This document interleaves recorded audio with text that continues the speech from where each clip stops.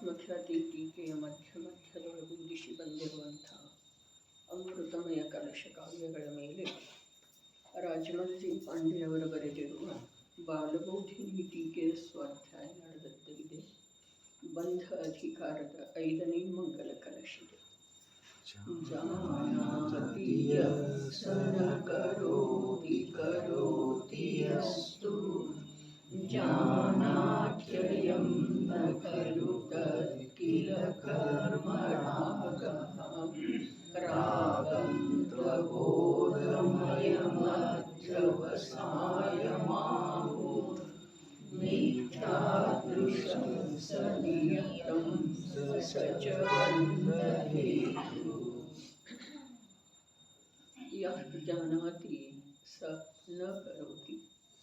ಯಾವ ಸಮ್ಯಕ್ ದೃಷ್ಟಿ ಜೀವನು ಶುದ್ಧ ಸ್ವರೂಪವನ್ನು ಅನುಭವಿಸುತ್ತಾನೆ, ಆ ಸಮ್ಯಕ್ ದೃಷ್ಟಿ ಜೀವನು ಕರ್ಮದ ಉದಯ ರೂಪ ಸಾಮಗ್ರಿಗಳಲ್ಲಿ ಅಭಿಲಾಷೆ ಮಾಡುವುದಿಲ್ಲ. ತು ಯಃ ಕರೋತಿ ಅಯಂ ನ ಜಾನಾತಿ. ಮತ್ತು ಯಾವ ಮಿಥ್ಯಾದೃಷ್ಟಿ ಜೀವರುಗಳಿದ್ದಾರೆ ಅವರು ಕರ್ಮದ ವಿಚಿತ್ರ ಸಾಮಗ್ರಿಗಳನ್ನು ತಾನೆಂದು ತಿಳಿಯುತ್ತಾ ಅಭಿಲಾಷೆ ಮಾಡುತ್ತಾರೆ. ಆ ಮಿಥ್ಯಾದೃಷ್ಟಿ ಜೀವರುಗಳು ಶುದ್ಧ ಸ್ವರೂಪದ ಜೀವನನ್ನು ತಿಳಿಯುವುದಿಲ್ಲ. ಭಾವಾರ್ಥವು ಈ ಪ್ರಕಾರವಿದೆ. ಮಿಥ್ಯಾದೃಷ್ಟಿ ಜೀವನಿಗೆ ಜೀವದ ಸ್ವರೂಪ ತಿಳಿವಳಿಕೆಯು ಸಂಭವಿಸುವುದಿಲ್ಲ. ಯಾಕೆ ಸಂಭವಿಸುವುದಿಲ್ಲ ಅಂತಂದ್ರೆ ಅವನು ಭಾಷ್ಯ ಸಾಮಗ್ರಿಯೊಳಗನ ಅಭಿಲಾಷೆ ಮಾಡ್ತಾ ಇದ್ದಾನಲ್ಲ. ಹೀಗಾಗುವುದರಿಂದ ಅವನಿಗೆ ಜೀವದ ಸ್ವರೂಪ ತಿಳಿಯುವುದಿಲ್ಲ. ಇದ ತ್ರಿಕಾಲಾಬಾಧಿತ ನ್ಯಾಯ ಇದೆ, ಸಿದ್ಧಾಂತ ಇದೆ. ಯಾರು ಎಲ್ಲಿ ರಮಿಸುವರು ಅಲ್ಲಿಂದ ಹೊರಗೆ ಬರಲಾರರು ಅಂಥೇಳಿ ಪೂಜ್ಯಪಾದ ಸ್ವಾಮಿ ಇಷ್ಟೋಪದೇಶದೊಳಗೆ ಹೇಳಿದರು. ನಮಗ ಅರ್ಥಾತ್ ಮಿಥ್ಯಾದೃಷ್ಟಿ ಜೀವನಿಗೆ ಬಾಹ್ಯ ಸಾಮಗ್ರಿಯೊಳಗೆ ಎಲ್ಲಿಯವರೆಗೆ ಅಭಿಲಾಷೆ ಇದೆಯೋ ಅಲ್ಲಿಯವರೆಗೆ ಶುದ್ಧ ಸ್ವರೂಪ ತಿಳಿದು ಬರುವುದಿಲ್ಲ. ಅನುಭವದೊಳಗೆ ಬರುವ ಮಾತ, ಮನ್ನಣೆಯೊಳಗೆ ಬರುವ ಮಾತ ಅದು ಸ್ವಲ್ಪ ಮುಂದನೇ ಇದೆ. ಬಹಳ ತಿಳಿದು ಬರಬೇಕಾದ್ರೂ ಕೂಡ, ಜೀವದ ಸ್ವರೂಪ ತಿಳಿದು ಬರಬೇಕಾದ್ರೂ ಕೂಡ ಅನಾದಿ ಏನು ಅಭಿಲಾಷೆ ಭಾಷೆ ಸಾಮಗ್ರಿಯೊಳಗೆ ಇದೆ ಅದು ಕಮ್ಮಿ ಆಗೋದ್ರೆ ಅನಿವಾರ್ಯ ಇದೆ. ಕಮ್ಮಿ ಆದ ಹಾಗೆ ಬಿಟ್ಟು ಹೋದ ಹಾಗೆ ಅನ್ನಿಸೋ ಮಾತು ಬೇರೆ ಇದೆ. ಆದರೆ ಕಮ್ಮಿ ಆಗೋದ ಬಿಟ್ಟು ಹೋಗೋದ ಮಾತ ಅಪೂರ್ವ ಇದೆ. ಈ ಮೊದಲಿಂದು ಆಗಲೇ ಇಲ್ಲ. ಮುನಿವ್ರತವನ್ನ ಅನಂತ ಬಾರಿ ಅಂಗೀಕಾರ ಮಾಡಿ ಆಗಿದೆ.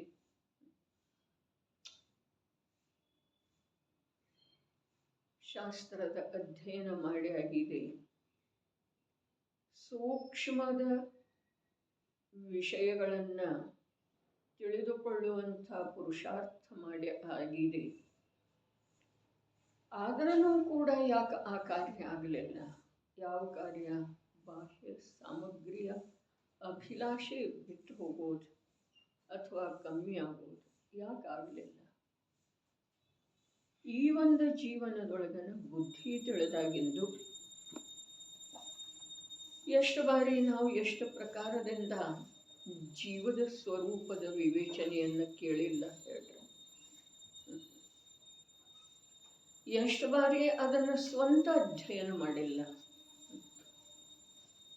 ಆದರೂ ಕೂಡ ನಮಗ ಈ ಬಾಹ್ಯ ಸಾಮಗ್ರಿ ಅರ್ಥಾತ್ ಶರೀರದ ಅಭಿಲಾಷೆ ಹೋಗ್ತಾ ಇಲ್ಲ.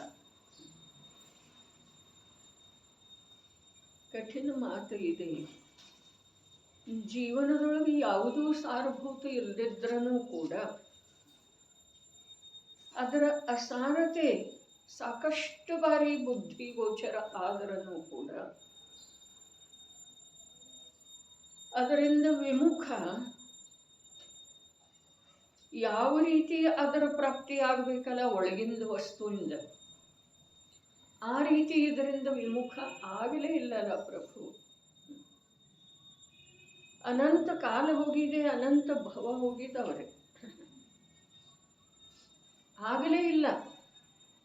ಎಷ್ಟು ಉತ್ಕೃಷ್ಟವಾದಂಥ ಭಾಷ್ಯದ ಶಾರೀರಿಕ ಅನುಕೂಲತೆಗಳ ಪ್ರಾಪ್ತ ಆದ್ರೂ ಈ ಜೀವಕ್ಕೆ ತೃಪ್ತಿ ಆಗಲಿಲ್ಲ. ಎಷ್ಟು ಪ್ರಕಾರದಿಂದ ಅನಾನುಕೂಲತೆ ಅನಾನುಕೂಲತೆ ಅನಾನುಕೂಲತೆ ಎದುರಾದ್ರೂ ಕೂಡ ಈ ಜೀವಕ್ಕ ಅಲ್ಲಿಂದ ಅಭಿಲಾಷೆ ತುಂಡರಿಸಲಿಲ್ಲ. ಅಂದ್ರೆ ಅದ ಕಠಿಣ ಮಾತು ಇದೆಯೋ ಅಥವಾ ಇಲ್ಲ. ಒಂದು ಸಲ ಆಯಿತು ಅಂತಂದ್ರೆ ಉತ್ತರೋತ್ತರ ಅದರಲ್ಲೇ ವೃದ್ಧಿನೇ ಆಗ್ತಾ ಹೋಗಿದೆ. ಆ ಆಂತರ್ಯದ ವಸ್ತುವಿನ ಮಹಿಮೆನೇ ಬರ್ತಾ ಹೋಗ್ತಿದೆ. ಆ ವಸ್ತುವಿನೊಳಗೆ ಸ್ಥಿರತೆಯ ಪುರುಷಾರ್ಥವೇ ಆಗ್ತಾ ಹೋಗ್ತಿದೆ. ರುಚಿ ಆ ಕಡೆನೇ ಸ್ಥಿರ ಆಗ್ತಿದೆ. ಆದ್ರೆ ಆಗಲೇ ಇಲ್ಲ ಅಂಥೇಳಿ ಬಾಹ್ಯದ ಎಷ್ಟೋ ಕಾರ್ಯಗಳನ್ನು ಮಾಡಿದ್ರೂ ಕೂಡ ಧರ್ಮಾನುಕೂಲರೇ ಆಗಮದಲ್ಲಿ ಹೇಳಿರುವಂಥ ಎಷ್ಟೋ ಕಾರ್ಯಗಳನ್ನು ಮಾಡಿದ್ರೂ ಕೂಡ ನಮ್ಮದು ದುರ್ಗತಿ ಗಮನ ಅನಂತ ಸಂಸಾರ ನಿಲ್ಲಲಿಲ್ಲ ನೋಡ್ರಿ. ಸತ್ಯ ಮಾತು ಇದೆ, ಅದರ ಸ್ವೀಕಾರ ಮಾಡೋದು ಅನಿವಾರ್ಯ ಇದೆ. ಏನು ಹೇಳಿತು, ಬಾಹ್ಯದ ಎಷ್ಟೋ ಪ್ರಕಾರ ಅನೇಕ ಪ್ರಕಾರದ ಧಾರ್ಮಿಕ ಕಾರ್ಯಗಳನ್ನು ಮಾಡಿದ್ರೂ, ಶಾಸ್ತ್ರ ಗ್ರಂಥಗಳ ಅಧ್ಯಯನ ಮಾಡಿದ್ರೂ ಏನಾಗಲಿಲ್ಲ. ಅರೆ, ಈ ಅಭಿಲಾಷೆ ಒಂದೇ ಎರಡು ಭವಗಳದ್ದ ಇಲ್ಲ, ಅನಂತ ಭವಗಳಲ್ಲೇ ಮಾಡಿದ್ದು ಇದೆ. ಆದ್ರೂ ಸಾಕ್ಯಾಕಾಗ್ತಾ ಇಲ್ಲ. ಅತಿ ಪರಿಚಿತತೆಯಿಂದ ಅವಜ್ಞತೆಗೆ ಪ್ರಾಪ್ತ ಆಗ್ತಿದೆ ಅಂಥೇಳಿ ಲೋಕದೊಳಗೆ ನೀತಿ ಇದೆ ರೀ. ಅತಿ ಪರಿಚಯದಿಂದ ಅವಜ್ಞೆ ಆಗ್ತಿದೆ. ಆದರೆ ಇದರದ ಚಿರಪರಿಚಯ ಇದ್ರೂ ಕೂಡ ಯಾಕೆ ಇದರ ಕುರಿತಾಗಿ ಅವಜ್ಞೆ ಆಗ್ತಾ ಇಲ್ಲ. ಬಾಹ್ಯದ ಸಾಮಗ್ರಿಗಳ ಕುರಿತಾಗಿ ನಿಸ್ಸಾರತೆಯನ್ನ ನಮ್ಮ ಸ್ಥೂಲ ಬುದ್ಧಿಯ ಅನೇಕ ಬಾರಿ ನೋಡಿದರನ್ನು ಕೂಡ ಅದರೊಳಗಿಂದ ರುಚಿ ಯಾಕೆ ಕಮ್ಮಿ ಆಗ್ತಾ ಇಲ್ಲ. ಇಲ್ಲಿ ಸಂಭವಿಸೋದಿಲ್ಲ ಅಂತಾರ್ರಿ. ಏನ ಮಿಥ್ಯಾ ದೃಷ್ಟಿ. ಜೀವನಿಗೆ ಜೀವದ ಸ್ವರೂಪ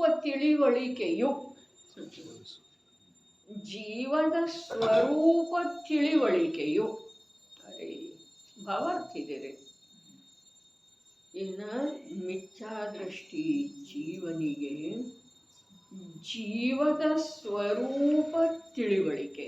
ಮೂರು ಮಾತಾದವ್ರೆ, ಶಬ್ದ ಮೂರದವು. ಜೀವದ,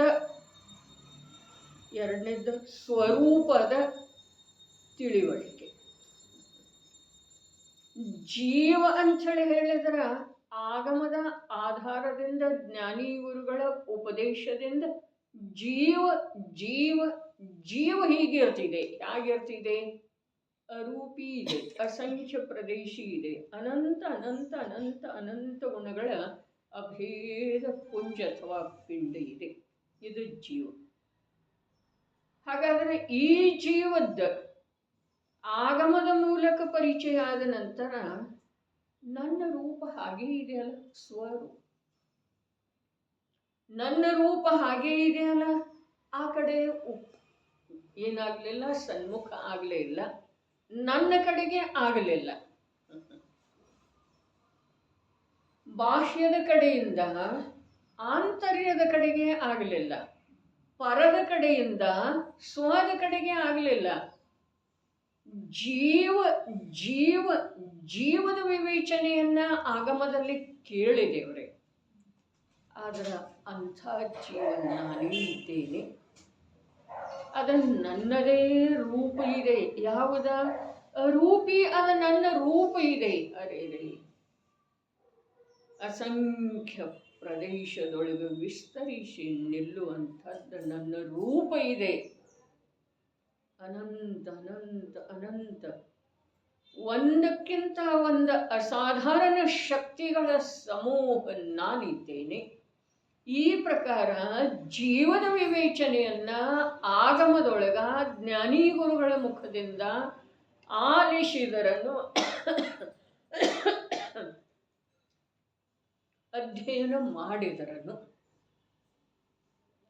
ಇದು ನನ್ನ ರೂಪ ಇದೆ ಅನ್ನೋದ ಈ ಜೀವಕ್ಕ ಪರದ ಕಡೆಗಿನ ಅಭಿಲಾಷೆ ತುಂಡರಿಸಿ ತನ್ನ ಕಡೆಗೆ ಬರಲಿಲ್ಲ. ಬಾಹ್ಯದ ರುಚಿ ಬಿಟ್ಟು ಹೋಗಿ ಆತ್ಮನ ಮಹಿಮೆಯನ್ನ, ಜೀವದ ಮಹಿಮೆಯನ್ನ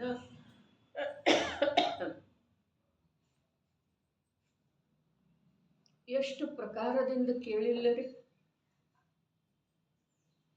ಹಾಗಾದ್ರೆ ಅದು ನನ್ನ ರೂಪ ಇದೆ ಅನ್ನೋದು ಯಾಕೆ ಇದುವರೆಗೆ ವಿಕಲ್ಪದೊಳಗೂ ಕೂಡ ಬರ್ತಾ ಇಲ್ರಿ? ಯಾವ ಜೀವದ ವಿವೇಚನೆಯನ್ನ, ವರ್ಣನೆಯನ್ನ, ಮಹಿಮೆಯನ್ನ ಆಗಮಗಳೆಲ್ಲ ಹಾಡ್ತಾ ಇದ್ದಾವೆ. ಆ ಆಗಮಗಳ ಅಧ್ಯಯನ ಬೇಕಾದಷ್ಟು ಮಾಡಿದ್ರೂ ಜ್ಞಾನಿ ಗುರುಗಳ ಅರೆರೆ ಯಾರ ಆ ಅಧ್ಯಯನ ಮಾಡಿಸುವುದರಲ್ಲಿ ಯೋಗ್ಯ ಆಗಿದರೋ ಅಂಥ ಜ್ಞಾನಿ ಗುರು ಅರ್ಥಾತ್ ಆತ್ಮಜ್ಞ ಪುರುಷರ ಉಪದೇಶ ಆಲಿಸಿದ ನಂತರ ಕೂಡ ಈ ಜೀವಕ್ಕ ಓಹೋ ನಾನು ಹೀಗಿದ್ದೇನೆ, ಇದು ನನ್ನ ಸ್ವರೂಪದ ಕಥನ ಇದೆ. ಇದ ಶಬ್ದದಿಂದ ಬೇಕಾದ್ರೆ ನಾವು ಹೇಳ್ಬಹುದ್ರಿ, ಅವ್ರು ಹೇಳಿದ್ದ ಹೇಳಬಹುದು. ಆದ್ರೆ ನಮಗ ವಿಕಲ್ಪದೊಳಗ ಹಾಗೆ ಯಾವತ್ತಾದರೂ ಓದೋ ವೇಳೆದೊಳಗ, ಕೇಳೋ ವೇಳೆದೊಳಗ, ಜ್ಞಾನಿಗಳ ಮುಖದಿಂದ ಆಲಿಸೋ ವೇಳೆದೊಳಗ ಒಳಗಿನಿಂದ ಸಹಜ ಸ್ವೀಕೃತಿ ಬಂದಿದೆ ಅನ್ನ ಇದು ನನ್ನ ರೂಪ ಇದೆ, ನನ್ನ ರೂಪ ಹೀಗಿದೆ. ಕನ್ನಡಿ ನೋಡ್ಕೊಳ್ಳೋ ವೇಳೆದೊಳಗ ಇದು ನನ್ನ ರೂಪ ಅಲ್ಲ, ಇದು ಭಾಷೆ ಇದೆ, ರೂಪ ಇದೆ, ಇದು ರೂಪಿಯ ರೂಪ ಇದೆ. ನಾನು ಅರೂಪಿ ತತ್ವ ಇದ್ದೇನೆ, ಚೈತನ್ಯ ರೂಪ ನಂದಿದೆ. ಇದು ವಿಕಲ್ಪದ ಜ್ಞಾನದೊಳಗ ಅರೆ ಇದುವೇ ಸಮನಸ್ಕತೆಯ ಕಾರ್ಯ ಇದೆ. ಕೇಳಿದ ನಂತರ ಸರ್ವಜ್ಞ ಪ್ರಭುವಿನ ದಿವ್ಯ ಧ್ವನಿರೇ ಇರಲಿ, ಗಣಧರ ಪ್ರಭುವಿನ ಉಪದೇಶರೇ ಇರಲಿ, ಆಚಾರ್ಯ ಪರಮೇಷ್ಠಿಗಳ ಉಪದೇಶರೇ ಇರಲಿ, ಅಥವಾ ಈ ಯಾವ ದ್ರವ್ಯಶ್ರುತ ಇದೆ ಇದರದ ವಾಚನ ಅಧ್ಯಯನರೇ ಇರಲಿ, ಒಳಗಿನಿಂದ ಸಹಜ ಜ್ಞಾನ ನನ್ನ ಸ್ವರೂಪ ಹೀಗಿದೆ ಅಂಥೇಳಿ ನಿರ್ವಿಕಲ್ಪ, ಅರೆ ನಿರ್ವಿಕಲ್ಪ ಅರ್ಥಾತ್ ಕೃತ್ರಿಮ ಅಲ್ಲ, ತಾನಾಗಿನ ಉದಿಸಿ ಬಂದಿದೆ ಅನ್ನೋ ಜ್ಞಾನ ಯಾಕೆ ಬರ್ತಾ ಇಲ್ಲ? ಸ್ವರೂಪ ಜೀವದ ವಿವೇಚನೆ ಕೇಳಿದ್ರೂ ಅದು ನನ್ನ ರೂಪ ಇದೆ ಅಂಥೇಳಿ ಯಾಕೆ ಅನ್ನಿಸ್ತಾ ಇಲ್ಲ? ಅನ್ನಿಸಿದ ನಂತರ ಅದರ ಸನ್ಮುಖ ಉದ್ಯಮ ಆದ ನಂತರ ಎಷ್ಟೋ ಕಾಲದ ನಂತರ ತಿಳಿವಳಿಕೆ ಆಗೋದಿದ್ರಿ ಅದರದ್ದು. ಯಾವುದರದ? ಯಾವ ಜೀವನಾದ ನಾನಿದ್ದೇನೆ ನನ್ನ ಸ್ವರೂಪದ್ದು. ಸ್ವರೂಪ ಜ್ಞಾನದ ಪರ್ಯಾಯದೊಳಗ ಪ್ರತಿ ಸಮಯಕ್ಕೆ ಎರಡು ಪ್ರಕಾರದ ರೂಪ ಇದೆ ರೀ. ಒಂದು ಸಾಮಾನ್ಯ, ಒಂದು ವಿಶೇಷ. ಒಂದು ಸಾಮಾನ್ಯ, ಒಂದು ವಿಶೇಷ. ಪ್ರತಿಯೊಂದು ನಿಗೋದಿ ಜೀವದಲ್ಲೇ ಕೂಡ ಯಾವುದು ಸಾಮಾನ್ಯ ಇದೆಯೋ ಅದು ಜ್ಞಾನ ಮಾತ್ರ ಇದೆ,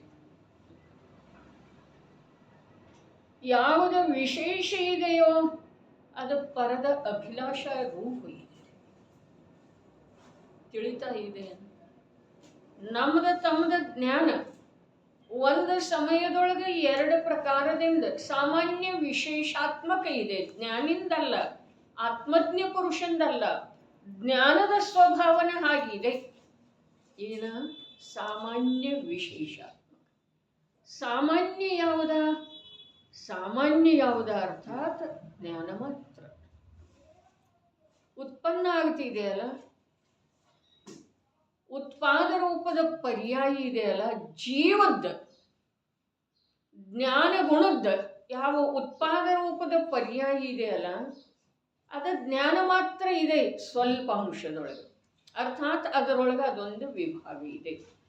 ಇನ್ನೊಂದು ವಿಭಾಗದೊಳಗೆ ಏನಿದೆ, ಅದು ವಿಶೇಷ ಇದೆ. ವಿಶೇಷ ಅಂತಂದ್ರೆ ಏನು? ಯಾವುದ ಆ ಜ್ಞಾನದ ಜ್ಞೇಯ ಆಗ್ತಿದೆಯಲ್ಲ, ಅದಕ್ಕೆ ಸಂಬಂಧಿಸಿದ ಹಾಗೆ ವಿಕೃತ. ವಿಕೃತ ವಿಶೇಷ. ಅರೆ,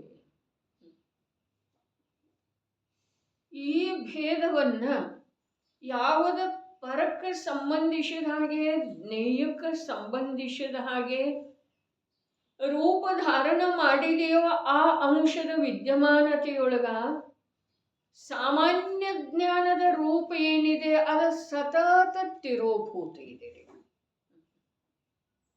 ತಿಳಿತಾ ಇದೆ? ಭೇದ ಜ್ಞಾನ ಎಲ್ಲಿ ಮಾಡುವುದಿದೆ? ಎಲ್ಲಿ ಮಾಡುವುದಿದೆ? ಜ್ಞಾನದ ಒಂದು ಸಮಯದ ಪರ್ಯಾಯದೊಳಗ, ಅರ್ಥಾತ್ ಸ್ವರೂಪದೊಳಗ. ಸ್ವರೂಪ ಜ್ಞಾನ ಅಂದ್ರ ಸ್ವ ಮತ್ತು ಪರ್ಯಾಯ ಅಂದ್ರ ರೂಪ. ಹಾಗಾದ್ರೆ ಅದರೊಳಗೆ ಒಂದು ಸಾಮಾನ್ಯ ಇದೆ, ಒಂದು ವಿಶೇಷ ಇದೆ. ಜ್ಞೇಯವನ್ನು ತಿಳಿಯುವ ರೂಪದ ಯಾವುದಿದೆ ಅದು ವಿಶೇಷ ಇದೆ, ಜ್ಞಾನ ಮಾತ್ರ ಯಾವುದಿದೆ ಅದು ಸಾಮಾನ್ಯ ಇದೆ. ಹಾಗಾದ್ರೆ ಜ್ಞಾನ ಮಾತ್ರದೊಳಗ ಜ್ಞೇಯ ತಿಳಿತಿದೆ ನಿಲ್ರಿ, ತಕ್ಷಣಕ್ಕೆ ಉತ್ತರ ಕೊಡುವುದಿಲ್ಲ. ವಿಶೇಷ ಏನಿದೆ ಅದ ಜ್ಞೇಯದ ಸನ್ಮುಖ ಇದೆ ಅನ್ರಿ, ಅಥವಾ ಜ್ಞೇಯವನ್ನು ಅದಕ್ಕೆ ಹೇಗೆ ತಿಳಿತಿದೆ ಆ ಮಾತು ಬೇರೆ ನಂತರದ. ಆದರೆ ಜ್ಞಾನ ಸಾಮಾನ್ಯದೊಳಗ ಜ್ಞೇಯವನ್ನು ತಿಳಿಯುವುದು ಇದೆಯೋ ಅಥವಾ ಇಲ್ಲ. ಜ್ಞೇಯವನ್ನು ತಿಳಿಯುವುದು ಯಾವುದು ಇದೆ ಅದ ಜ್ಞಾನ ಸಾಮಾನ್ಯದ ಸ್ವಭಾವ ಇದೆಯೋ ಅಥವಾ ಇಲ್ಲ. ಇದು ಕಠಿಣ ಮಾತಿದ್ದಾರೆ. ಜ್ಞಾನ ಸಾಮಾನ್ಯದೊಳಗ ಜ್ಞೇಯವನ್ನು ತಿಳಿಯುವುದ ಸ್ವಭಾವ ಇದೆಯೋ ಅಥವಾ ಇಲ್ಲ. ಸ್ವಭಾವ ಇದ್ರೂ ಅದು ಸಾಮಾನ್ಯ ಜ್ಞಾನದಾಗ ನೋಡ್ರಿ. ಸಾಮಾನ್ಯ ವಿಶೇಷ ಇದ್ದವನ್ನ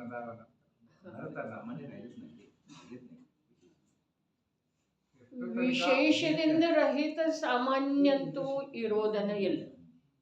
ಕೇವಲ ಜ್ಞಾನ ಆದ್ಮೇಲೆ ಕೂಡ ಇದು ಆಗಮ್ ನಮ್ದೊಂದು ಸ್ವಲ್ಪ ಇದು ಆಗಮ್ ಹೇಳ್ತೈತಿ.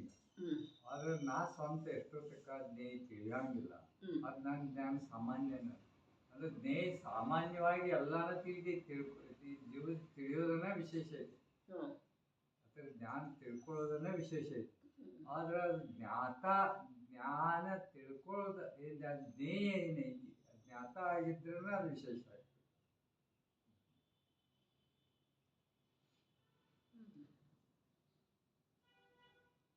ಜ್ಞೇಯಕ್ಕೆ ಸಂಬಂಧಿಸಿದ ಹಾಗೆ ಪ್ರಭಾವಿತ ಆಗದೆ ಇರೋದನ್ನ ಜ್ಞಾನದ ವಿಶೇಷತೆ ಅಂತ ಹೇಳಿ ನಿಮ್ಮ ಕಥನದ ತಾತ್ಪರ್ಯ ಇದೆ. ಹೌದೇನಿಲ್ಲ? ಜ್ಞೇಯದ ಸಂಬಂಧವಾಗಿ ಪ್ರಭಾವಿತ ಆಗದೆ ಇರುವಂಥ ಯಾವ ಸ್ವಭಾವ ಇದೆಯೋ ಅದುವೇ ಜ್ಞಾನದ ವಿಶೇಷತೆ ಇದೆ. ಇಲ್ಲ, ಅದು ಸಾಮಾನ್ಯ ಜ್ಞಾನನ ಅದು. ಈ ಆಗಮದಿಂದ ತಮ್ಮ ಹೇಳೋದು ಕೇಳೋದ್ರಿಂದ ಪ್ರವಚನದಿಂದ ಜೀವ ಜ್ಞಾತ ಸಾಮಾನ್ಯ ಜ್ಞಾನದಿಂದನ ಜ್ಞೇಯ ತಿಳ್ಕೊಂಡು ಜ್ಞಾತ ಆಯ್ತು ಅಂದ್ರೆ ಅದು ವಿಶೇಷ ಆಗ್ಬೋದು. ಅಜ್ಞಾನ ಅವಸ್ಥೆಯೊಳಗೂ ಕೂಡ ಅಂಥೇಳಿ ಹೇಳಿದೆ. ನಿಬೋಧದಲ್ಲಿ ಕೂಡ ಜ್ಞಾನದ ಪರ್ಯಾಯದೊಳಗ ಎರಡು ಭೇದ ಇದ್ದಾವೆ, ಎರಡು ಪ್ರಕಾರ ಇದ್ದಾವೆ. ಸ್ವಲ್ಪ ಅಂದ್ರೆ ಗಂಭೀರವಾಗಿ ವಿಷಯದ ಗ್ರಹಣ ಮಾಡೋದು. ಪ್ರತಿ ಸಮಯದ ಯಾವ ಜ್ಞಾನದ ಅಥವಾ ಜೀವದ ಅಭೇದ ರೂಪದಿಂದ ಹೇಳಿದ್ರೆ ಜೀವದ, ಗುಣಭೇದ ಮಾಡಿ ಹೇಳಿದ್ರೆ ಜ್ಞಾನದ, ಯಾವ ಪ್ರತಿ ಸಮಯದ ಪರ್ಯಾಯ ಉತ್ಪಾದ ರೂಪದಿಂದ ಆಗ್ತಾ ಇದೆಯೋ ಅದರೊಳಗ 2 ಪ್ರಕಾರದ ಕಾರ್ಯ ನಡೀತಾನೆ ಇರ್ತಿದೆ. ಒಂದು ಸಾಮಾನ್ಯ, ಒಂದು ವಿಶೇಷ. ಜ್ಞೇಯವನ್ನು ತಿಳಿತಿದೆ, ಅದು ವಿಶೇಷ. ಜ್ಞಾನ ಮಾತ್ರ ಉಳಿತಿದೆ, ಅದು ಸಾಮಾನ್ಯ. ನಮ್ಮ ಜ್ಞಾನ ಅರೆ ಯಾವುದು ಭಾವ ಕಲಂಕ ರೂಪದಿಂದ ಆಗಿತ್ತು, ನಮ್ಮ ಜ್ಞಾನದಲ್ಲಿ ಮತ್ತು ಆ ಜ್ಞಾನದಲ್ಲಿ ಯಾವ ಭೇದ ಇಲ್ರಿ.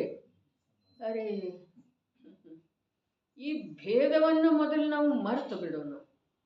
ಒಟ್ಟಿನಲ್ಲಿ ಮಿಥ್ಯಾತ್ವ ಅವಸ್ಥೆಯೊಳಗ ಯಾವ ಜ್ಞಾನದ ಪರ್ಯಾಯ ಪ್ರತಿ ಸಮಯಕ್ಕೆ ಉದಿಸಿ ಬರ್ತಿದೆಯೋ ಅದರೊಳಗ 2 ಪ್ರಕಾರದ ಕಾರ್ಯ ಆಗ್ತಿದೆ. ಒಂದು ಸಾಮಾನ್ಯ, ಇನ್ನೊಂದು ವಿಶೇಷ. ವಿಶೇಷ ಅರ್ಥಾತ್ ಜ್ಞೇಯ ಅದರೊಳಗೆ ತಿಳಿದು ಬರೋದೇನಿದೆ ಅದು ವಿಶೇಷ ಇದೆ. ಹಾಗಾದರೆ ನಂದು ಪ್ರಶ್ನೆ ಇತ್ತು, ಅದು ನನ್ನ ವಿಷಯ, ಈಗ ನಾನು ಬಿಟ್ಟು ಹೋಗುವುದಿಲ್ಲ. ಮತ್ತಿದ್ರೂ ಮತ್ತೆ ಮೂಲ ಏನಿದೆ ನಂದು ಪ್ರಶ್ನೆ, ಜ್ಞಾನ ಸಾಮಾನ್ಯದೊಳಗ ಜ್ಞೇಯವನ್ನು ತಿಳಿಯುವ ಸ್ವಭಾವ ಇದೆಯೋ ಅಥವಾ ಇಲ್ಲ. 2 ಭಾಗ ಆದ ನಂತರ ಜ್ಞಾನ ವಿಶೇಷ ಯಾವುದಿದೆ ಅದು ಜ್ಞೇಯವನ್ನು ತಿಳಿತಿದೆ. ಜ್ಞೇಯವನ್ನು ಯಾವುದು ತಿಳಿತಿದೆಯೋ ಅದು ವಿಶೇಷ ಇದೆ. ಅಥವಾ ಜ್ಞೇಯ ಯಾವುದರೊಳಗೆ ತಿಳಿದು ಬರ್ತಿದೆಯೋ ಅದು ವಿಶೇಷ ಇದೆ. ಮುಗಿತೇನಿಲ್ರಿ? ಯಾವುದರೊಳಗ ಅಥವಾ ಯಾವ ಜ್ಞಾನ ಸಾಮರ್ಥ್ಯದೊಳಗ ಜ್ಞೇಯ ತಿಳಿದು ಬರ್ತಿದೆಯೋ ಅದು ವಿಶೇಷ ಇದೆ. ಸಾಮಾನ್ಯ ಯಾವುದ? ಜ್ಞಾನ ಮಾತ್ರ ಯಾವುದು ಉಳಿತಿದೆಯೋ ಅದು ಸಾಮಾನ್ಯ. ಹಾಗಾದರೆ ಜ್ಞಾನ ಸಾಮಾನ್ಯದೊಳಗ ಈ ವಿಶೇಷವನ್ನು ಸ್ವಲ್ಪ ಪಕ್ಕಕ್ಕಿಡೋಣ. ಜ್ಞಾನ ಸಾಮಾನ್ಯದೊಳಗ ಜ್ಞೇಯವನ್ನು ತಿಳಿಯುವುದ ಸ್ವಭಾವ ಇದೆಯೋ ಅಥವಾ ಇಲ್ಲ. ವಿಶೇಷವನ್ನು ಸ್ವಲ್ಪ ನಾವು ಪಕ್ಕಕ್ಕೆ ಇಟ್ಟಿದ್ದೇವ್ರಿ, ಅದನ್ನು ಗಮನರೇ, ಅದರ ಅಭಾವ ಮಾಡಿಲ್ಲ. ಜ್ಞಾನದ ಪ್ರತಿ ಪರ್ಯಾಯದೊಳಗ ಸಾಮಾನ್ಯ ವಿಶೇಷಾತ್ಮಕತೆ ಇರ್ತಿದೆ. ಸಾಮಾನ್ಯ ಯಾವುದಕ್ಕಂತಾರೋ ಜ್ಞಾನ ಮಾತ್ರ ಯಾವುದಿದೆಯೋ ಅದು ಸಾಮಾನ್ಯ. ವಿಶೇಷ ಯಾವುದಕ್ಕಂತಾರೋ ಜ್ಞೇಯ ಯಾವುದರೊಳಗೆ ತಿಳಿದು ಬರ್ತಿದೆಯೋ ಅಲ್ಲಿ ಹೀಗೆ 2 ಭಾಗ ಆಗ್ತಾವೆ, ಹೀಗೆ ಮಾತಿಲ್ಲ. ಶಕ್ತಿ ಇದೆ, ಶಕ್ತಿ ಇದೆ ಜ್ಞಾನದೊಳಗೆ. ಸಾಮಾನ್ಯ ವಿಶೇಷ ರೂಪದ ಶಕ್ತಿ ಪ್ರತಿ ಸಮಯದ ಪರ್ಯಾಯದೊಳಗೆ ವ್ಯಕ್ತ ಇದೆ. ಹಾಗಾದರೆ ಇಲ್ಲಿ ಪ್ರಶ್ನೆ ಇದೆ, ಯಾವುದನ್ನು ಜ್ಞಾನ ಸಾಮಾನ್ಯ ಅಂಥೇಳಿ ಹೇಳಿದರು ಅದರೊಳಗ ಜ್ಞೇಯವನ್ನು ತಿಳಿಯುವ ಅಥವಾ ಜ್ಞೇಯ ಅದರೊಳಗೆ ಪ್ರತಿಫಲಿತ ಆಗುವ ಸ್ವಭಾವ ಇದೆಯೋ ಅಥವಾ ಇಲ್ಲ.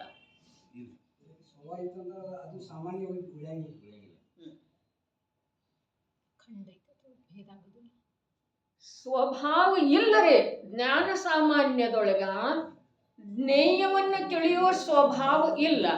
ಇರ್ತಿತ್ತು ಅಂತಂದ್ರ ಜ್ಞೇಯ ಜ್ಞಾಯಕ ಸಂಬಂಧ ವ್ಯವಹಾರ ಅಂಥೇಳಿ ಹೇಳ್ತಾ ಇರಲಿಲ್ಲ. ಇರ್ತಿತ್ತು ಅಂತಂದ್ರ 3 ಲೋಕ 3 ಕಾಲದ ಪದಾರ್ಥಗಳೇನು ಜ್ಞಾನದೊಳಗೆ ತಿಳಿದು ಬರ್ತವೆ ಅವು ವ್ಯವಹಾರದಿಂದ ತಿಳಿದು ಬರ್ತವೆ ಅಂಥೇಳಿ ಹೇಳಿದರು. ಅದನ್ನು ಸಿದ್ಧ ಮಾಡು ಹೇಳಿದೊಳಗ ಆಚಾರ್ಯ ಭಗವಂತರು ಏನು ಹೇಳಿದರು, ಇದನ್ನು ಲೀನಾಗಿ ತಿಳ್ಕೊಳ್ತಾನೆ, ಅದನ್ನು ತಿಳ್ಕೊಳ್ತಾನೆ. ಯಾವುದನ್ನು ಲೀನಾಗಿ? ಸ್ವಭಾವವನ್ನು ಲೀನಾಗಿ ತಿಳ್ಕೊಳ್ತಾನೋ ಏನು ಸ್ವಭಾವದೊಳಗೆ ಲೀನ ಇರ್ತಾನ್ರಿ? ಲೀನ ಇರ್ತಾನೆ. ಲೀನ ಇರ್ತಾನಂತಂದ್ರೆ ತಿಳಿತಾನೋ ಏನು ಜ್ಞಾನ ಮಾತ್ರ ಇರ್ತಾನ್ರಿ? ಜ್ಞಾನ ಮಾತ್ರ ಇರ್ತಾನೆ. ಅಂದ್ರೆ ತಿಳಿಯುವುದು ಕೂಡ ಇಲ್ಲ ಜ್ಞಾನದೊಳಗೆ. ತಿಳಿಯುವುದೇನಿದೆ ಅಲ್ಲ ಅದು ಜ್ಞಾನದ ವಿಶೇಷತೆ ಇದೆ. ಜ್ಞಾನದ ವಿಶೇಷತೆ ಇದೆ. ಆ ವಿಶೇಷತೆ ಇರುವ ವೇಳೆದೊಳಗೂ ಕೂಡ ತಿಳಿಯುವುದು ಕೂಡ ಇಲ್ಲದೇ ಇರುವಂಥ ಯಾವ ಸ್ವಭಾವ ಇದೆಯಲ್ಲ ಅದನ್ನು ಜ್ಞಾನ ಅಂತಾರೆ. ತಿಳಿಯುವ ವಿಶೇಷತೆಯೊಳಗೂ ಕೂಡ ಅರೆ ತಿಳಿಯುವ ರೂಪದ ವಿಶೇಷತೆಯೊಳಗೆ ಕೂಡ ಜ್ಞಾನ ಮಾತ್ರ ಯಾವುದಿದೆಯಲ್ಲ ಅದಕ್ಕೆ ಜ್ಞಾನ. ಜ್ಞಾನ ಮಾತ್ರಕ್ಕ ಅರೆ ಮಹಾಭಾಗ್ಯದಿಂದ ಇಂಥ ವಿಷಯದ ಕಡೆಗೆ ನಮ್ಮ ಜ್ಞಾನದ ಪ್ರವೃತ್ತಿ ಆಗುವಂಥ ಯೋಗ ಲಭಿಸಿದೆ. ಏನು ಹೇಳಿತು? ಜ್ಞಾನ ಮಾತ್ರ ಅಂಥೇಳಿ ಹೇಳಿದರೆ ಅದು ಜ್ಞಾನ ಇದೆಯೇ ವಿನಃ ಆ ಜ್ಞಾನದ ವ್ಯಾಖ್ಯಾ ಹೀಗಾಗ್ತಿದೆ. ಯಾವುದು ಕೇವಲ ತಿಳಿತಿದೆಯೋ ಅದು ಜ್ಞಾನ ವ್ಯಾಖ್ಯಾ ಆಗ್ತಿದೆ. ಅದರ ಜ್ಞಾನ ಮಾತ್ರ ಅಂಥೇಳಿ ಹೇಳಿದ್ರೆ ಅದಕ್ಕೆ ತಿಳಿಯುವುದರ ಅವಶ್ಯಕತೆ ಇಲ್ಲ ನೋಡ್ರಿ ಪ್ರಭು. ಅದಕ್ಕೆ ತಿಳಿಯುವುದರ ಅವಶ್ಯಕತೆ ಇಲ್ಲ ಅನ್ನೋದರದೇ ಸಿದ್ಧಿ ಮಾಡ್ತಿದೆ ಪ್ರಮೇಯತ್ವ ಗುಣ, ಸಾಮಾನ್ಯ ಗುಣ ಸರ್ವದ್ರವ್ಯಗಳಲ್ಲಿ ಇದೆ ಅಂಥೇಳಿ ಯಾವ ಸರ್ವಜ್ಞ ಪ್ರಭು ಹೇಳಿದ್ರಲ್ಲ, ಆ ಪ್ರಮೇಯತ್ವ ಗುಣ ಇದರದೇ ಸಿದ್ಧಿ ಮಾಡ್ತಿದೆ. ಜ್ಞಾನಕ್ಕೆ ತಿಳಿಯುವ ಅವಶ್ಯಕತೆ ಇಲ್ಲ. ಯಾವುದನ್ನು ಅಂಥೇಳಿನ ಸಂಪದದೊಳಗೆ ಬಂತಲ್ಲ. ಏನು ಬಂತು? ಈಗ 4-6 ಬಾರಿ ಇಲ್ಲಿ ಚರ್ಚೆ ಬಂತಾರೆ. ಅದ ಏನು ಬಂತು? ಸಮ್ಯಕ್ ದೃಷ್ಟಿ ಜೀವದ ಪರ್ಯಾಯದೊಳಗೆ ರಾಗ ಉತ್ಪನ್ನ ಆಗ್ತಾ ಇದ್ದ ಹಾಗೆ ದ್ರವ್ಯವೂ ದೃಷ್ಟಿಯೊಳಗೆ ಬಂದು ಬಿಡುತ್ತದೆ. ಅದು ಜ್ಞೇಯ ಸಾಮರ್ಥ್ಯದಿಂದ ಬರ್ತಿದೆಯೇನು? ಸಮ್ಯಜ್ಞಾನದ ಸಾಮರ್ಥ್ಯದಿಂದ?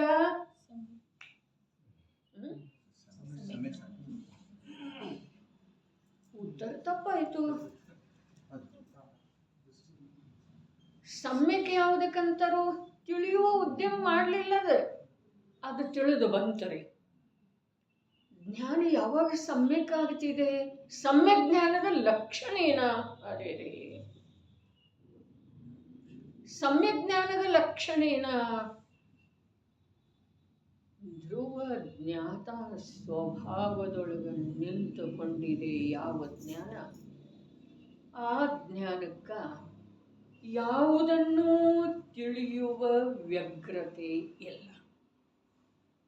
ಆದರೆ ಸಮ್ಯಕ್ ಜ್ಞಾನದ ಲಕ್ಷಣ ಹೀಗಿದೆ, ಯಾವುದು ಹೇಗಿದೆಯೋ ಅದು ಹಾಗೆ ತಾನಾಗೇನ ಪ್ರತಿಫಲಿತ ಆಗ್ತಿದೆ.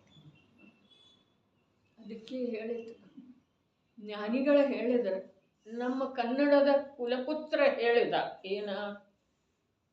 ನಾನು ಅಜ್ಞಾನ, ಅಪೂರ್ಣ, ಅಶಕ್ತ. ನಾನು ಒಂದು ವೇಳೆ ನನ್ನ ಅಪೂರ್ಣತೆಯ ಕಾರಣದಿಂದ, ಅಶಕ್ತತೆಯ ಕಾರಣದಿಂದ ಎಲ್ಲಾದರೂ ಮಸ್ತಕ ಮನುಷ್ಯನು ಅಂತಂದ್ರೆ ನೀನಲ್ಲಿ ನಿನ್ನ ಚರಣ ಕಮಲಗಳನ್ನು ಇರಿಸಬೇಕು. ಇದು ವಸ್ತು ಸ್ವರೂಪಿದರೆ, ಇದು ಅತಿಶಯೋಕ್ತಿ ಅಲ್ಲ. ಭಗವಂತನಿಗೆ ಆಜ್ಞೆ ಮಾಡುವ ಮಾತಿಲ್ಲ. ಭಗವಂತನ ಜೊತೆಗೆ ಅಷ್ಟು ಘನಿಷ್ಠ ಮಿತ್ರತ್ವ ಇದೆ ಹೀಗೆ ಮಾತಿಲ್ಲ. ಇದು ವಸ್ತು ಸ್ವರೂಪ ಇದೆ. ಸಮ್ಯಜ್ಞಾನ ಇದ್ರೂ ಕೂಡ ಅರೆ ಅಂಥೇಳಿ ನೋಡ್ರಿ, ಧ್ರುವ ದ್ರವ್ಯದ ಮುಖ್ಯತೆ ಇದೆ, ಧ್ರುವ ದ್ರವ್ಯದ ಮುಖ್ಯತೆ ಇದೆ ಅಂಥೇಳಿ ಹೇಳಿದ್ರಲ್ಲ, ಅಲ್ಲಿ ಅದ ಜ್ಞೇಯದ ಪ್ರಮೇಯ ಸಾಮರ್ಥ್ಯ ಇದೆ ಪ್ರಭು. ಆತ್ಮನೊಳಗನು ಪ್ರಮೇಯತ್ವ ಗುಣ ಇದೆ ಅಲ್ಲ. ರಾಗ ಉತ್ಪನ್ನ ಆದ ನಂತರ ಧ್ರುವ ದ್ರವ್ಯ ಪ್ರಮೇಯ ರೂಪದಿಂದ ಆ ಸಮ್ಯಜ್ಞಾನದೊಳಗ ಮುಖ್ಯ ಆಗ್ತಿದೆ. ಇದು ಸಮ್ಯಜ್ಞಾನದ ಲಕ್ಷಣ ಇದೆ. ಸಮ್ಯಜ್ಞಾನ ಏನು ಕಾರ್ಯ ಮಾಡುವುದಿಲ್ಲ, ಇದನ್ನು ಮುಖ್ಯ ಮಾಡುವ ಕಾರ್ಯ ಅದು ಮಾಡುವುದಿಲ್ಲ. ವ್ಯವಹಾರದಿಂದ ಹಾಗೆ ಕಥನ ಆಗ್ತಿದೆ. ಸ್ವಪರಗಳ ಎರಡರದ್ದೂ ಜ್ಞಾನ ಆಗ್ತಾ ಇರುವ ವೇಳೆದೊಳಗ ಸಮ್ಯಜ್ಞಾನಿ ಪರವನ್ನ ಗೌನ ಮಾಡ್ತಾನೆ, ಹೇಯ ಮಾಡ್ತಾನೆ, ಅಲಕ್ಷ್ಯ ಮಾಡ್ತಾನೆ. ಮತ್ತು ಸ್ವಭಾವವನ್ನ ಧ್ರುವ ಜ್ಞಾತ ಸದೃಶ ಆ ನಿಜ ಅಖಂಡ ದ್ರವ್ಯವನ್ನ ಮುಖ್ಯ ಮಾಡ್ತಾನೆ ಅನ್ನೋದು ಉಪಚಾರದ ಕಥನ ಇದೆ. ಅವನ ಜ್ಞಾನದ ನಿರ್ಮಲತೆ ಹೀಗಿದೆ ಅಲ್ಲ, ಅದು ಮುಖ್ಯ ತಾನಾಗಿ ಆಗ್ತಿದೆ. ಇದು ಒಂದೇ ಮೂಲ ಸಿದ್ಧಾಂತವನ್ನ ಸಿದ್ಧಪಡಿಸುವ ಸಲುವಾಗಿ ಪ್ರಮೇಯತ್ವ ಗುಣ ಹೇಳಿದ್ದಾರೆ. ಯಾವುದಕ್ಕೆ ತಿಳಿದು ಬರೋದಿದೆ ಅದು ತಿಳಿದು ಬರಲಿಲ್ಲ, ಇವನಿಗೆ ತಿಳ್ಕೊಳ್ಳೋದು ಇಲ್ಲ. ಒಂದು ಸ್ವಲ್ಪ ವಿಚಾರ ಮಾಡ್ರಿ. ಯಾವುದು ಸ್ವಯಂ ಜ್ಞಾತ ಸ್ವಭಾವ ಇದೆ ಅದರದ ಸ್ವೀಕೃತಿಯ ಸಲುವಾಗಿ ಜ್ಞಾನ ಏನು ಮಾಡಬೇಕಾಗಿದೆ?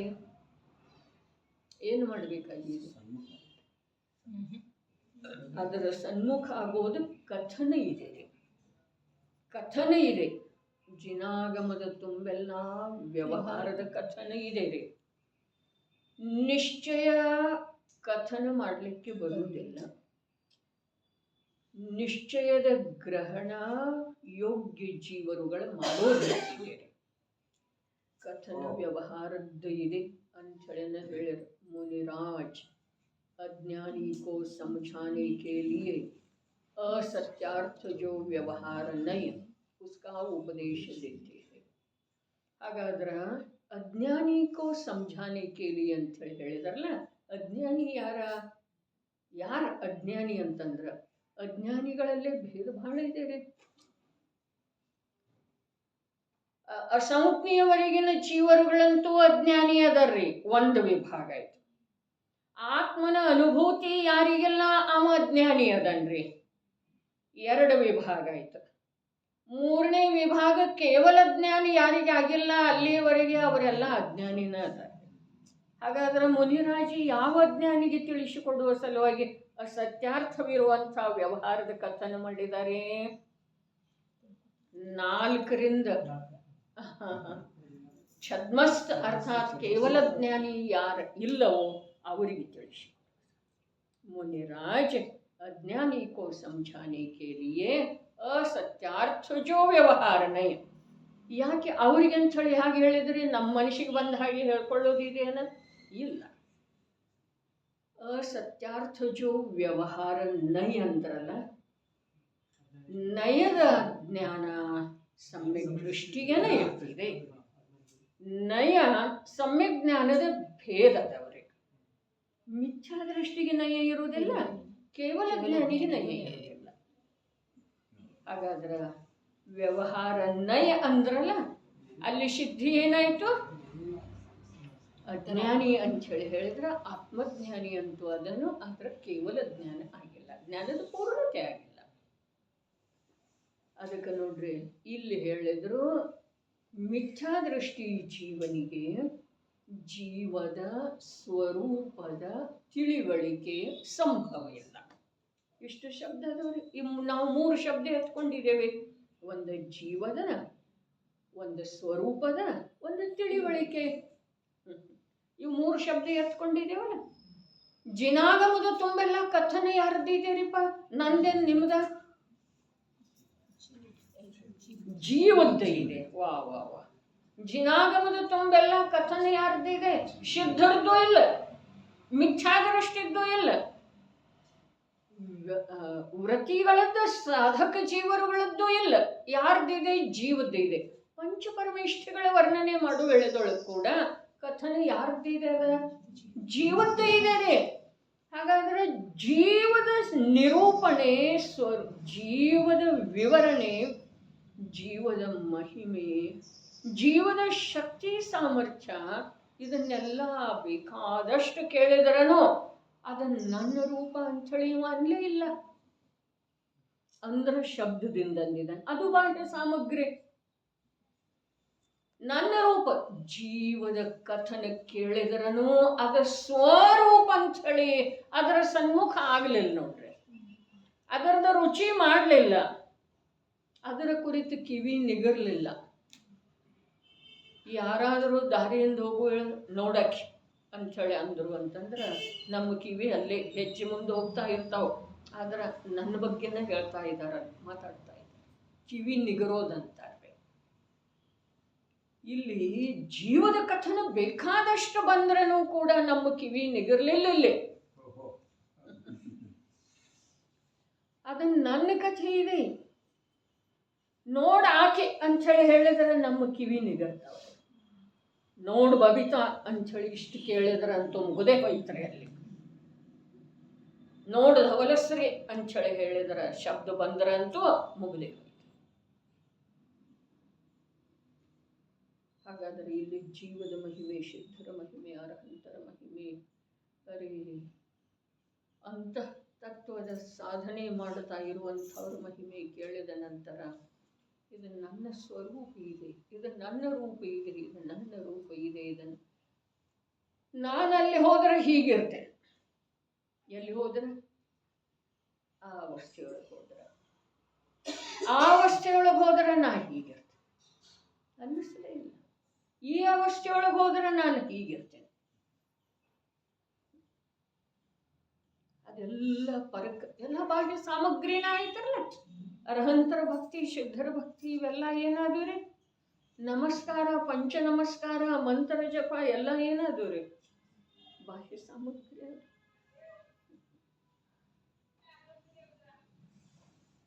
ಸ್ವರೂಪ, ಇದು ನನ್ನ ರೂಪ ಇದೆ, ಇದು ನನ್ನ ರೂಪ ಇದೆ ಅನ್ನಿಸಲೇ ಇಲ್ಲ. ಭಗವಂತ ಕನ್ನಡಿ ನೋಡ್ತಾ ಇದ್ದ ಹಾಗೆ ಕನ್ನಡಿ ಎಷ್ಟು ಸುಂದರ ಇದೆ ಅಂತೇವೆ, ಕನ್ನಡಿ ಎಷ್ಟು ಸ್ವಚ್ಛ ಇದೆ ಅಂತೇವ್ರಿ. ಏನಂತೇವ್? ನಾ ಅಂತೇವ್ರಿ. ಭಗವಂತನ ನೋಡಿದ ನಂತರ ನಾ ಅನ್ಲಿಲ್ಲ, ಅವ್ರ ಅಂತೇವ್ರಿ. ನೋಡು ಭಗವಂತರು ಹೇಗಿದ್ದಾರೆ, ನಾ ಅನ್ಲಿಲ್ಲ. ಸ್ವರೂಪ ಅಲ್ಲದ. ಹಾಗಾದ್ರೆ ಎಲ್ಲಿ ಹೋದ್ರೂ ಸ್ವರೂಪ ಇವನಿಗೆ ತಿಳುವಳಿಕೆಯೊಳಗೆ ಬರೋದನ್ನೇ ಇಲ್ಲ. ಸ್ವರೂಪ ಇದು ನನ್ನ ಸ್ವರೂಪ ಇದೆ ಅನಿಸೋದನೇ ಇಲ್ಲ. ನಿಗೋದಿ ಜೀವದ ಕಥನ ಮಾಡೋ ವೇಳೆದೊಳಗರೆ ಜೀವ ತನ್ನ ಸ್ವರೂಪ, ನಾನು ನನ್ನ ಸ್ವರೂಪವನ್ನು ಮರೆತ ಇಂಥ ಅವಸ್ಥೆಯೊಳಗೆ ಅನಂತ ಕಾಲ ಇದ್ದೇನೆ ಅನ್ನಸರೇ ಇಲ್ಲ. ನಿಗೋದದ ಕಥನ ಕೇಳಿದ ಮೇಲೆ ಏನಂದು? ಪಾಪ ಉಪದೇಶ ತಿಳ್ಕೊಳ್ಳೋ ಯೋಗ್ಯತೆ ಇಲ್ಲ. ದುಃಖ ಭೋಗಿಸುವುದನ್ನು ಬಿಟ್ಟು ಬೇರೆ ಯಾವ ಉಪಾಯ ಇಲ್ಲ. ಯಾವ ಜೀವದ ಅಥವಾ ಜೀವದ ಯಾವ ಪ್ರಕಾರದ ಕಥನ ಕೇಳಿದ ನಂತರ ಅದು ನನ್ನ ರೂಪ ಅಂತ ಹೇಳಿ ನಮಗೆ ಒಳಗೆ ಅನಿಸಿದ್ದೆ. ಜ್ಞಾನದೊಳಗೆ ಯಾವಾಗ ಅನಿಸಿದ್ದೆ? ಅನ್ನಿಸಿದರನ ಆ ಅನ್ನಿಸಿಕೆಯ ಬಲದಿಂದನ ಈ ಬಾಹ್ಯದ ಅಭಿರುಚಿ ಕಮ್ಮಿ ಆಗ್ತಾ ಹೋಗ್ತಿದೆ. ಇದು ಕಮ್ಮಿ ಆಗ್ತಾ ಆಗ್ತಾ ಆಗ್ತಾ ಆಗ್ತಾ ಯಾವಾಗ ಆ ಅನ್ನಿಸಿಕೆ ಪೂರ್ಣತೆಗೆ ತಲುಪ್ತಿದೆಯೋ ಆಗ ಜೀವದ ತಿಳುವಳಿಕೆ, ಸ್ವರೂಪ ತಿಳುವಳಿಕೆಯೊಳಗೆ ಬಂದುಬಿಡ್ತದೆ. ಭಾವಾರ್ಥ ಏನು ಹೇಳಿದ್ರು? ಮಿಥ್ಯಾದೃಷ್ಟಿ ಜೀವನಿಗೆ. ಇಲ್ಲಿ ಮತ್ತೆ ಪುನಃ ಏಕವಚನ ತಗೊಂಡಿದ್ದಾರಲ್ಲ, ಹಾಗಾದ್ರೆ ನನಗೆ ಬೇಕಿಲ್ಲ. ಮಿಥ್ಯಾದೃಷ್ಟಿ ಜೀವನಿಗೆ ಏನ? ಜೀವದ ಸ್ವರೂಪ ತಿಳಿವಳಿಕೆಯು ಸಂಭವಿಸುವುದಿಲ್ಲ. ಸಂಭವಿಸುವುದಿಲ್ಲ ಅಂದಮೇಲೆ ಏನು ಮಾಡುವುದು? ಸಂಭವಿಸಬೇಕಾದ್ರೆ ಏನು ಮಾಡಬೇಕಾಗೋದ? ಜಿನಾಗಮದೊಳಗೆ ಜೀವದ ಕಥನವನ್ನ ಆಲಿಸುವ ಸಮಯದೊಳಗ ಇದು ನನ್ನ ರೂಪ ಇದೆ, ಇದು ನನ್ನ ರೂಪ ಇದೆ, ಇದು ನನ್ನ ಕಥೆ ಇದೆ, ಇದು ನನ್ನ ಕಥೆ ಇದೆ, ಇದು ನನ್ನ ರೂಪ ಇದೆ, ಇದು ಯಾವಾಗ ಅವನಿಗೆ ದೃಢ ದೃಢ ದೃಢ ಮನವರಿಕೆ ಆಗ್ತಿದೆಯೋ ಆವಾಗ ಭಾಷ್ಯದ ಅಭಿಲಾಷೆ ಬಿಟ್ಟು ಅದು ಹೋಗದ ವಿನಃ ತಿಳುವಳಿಕೆ ಆಗುವುದಿಲ್ಲ. ಇಷ್ಟು 3 ಶಬ್ದದ ಮಹತ್ವ ಇದೆ, ಭಾವಾರ್ಥ ಇದೆ.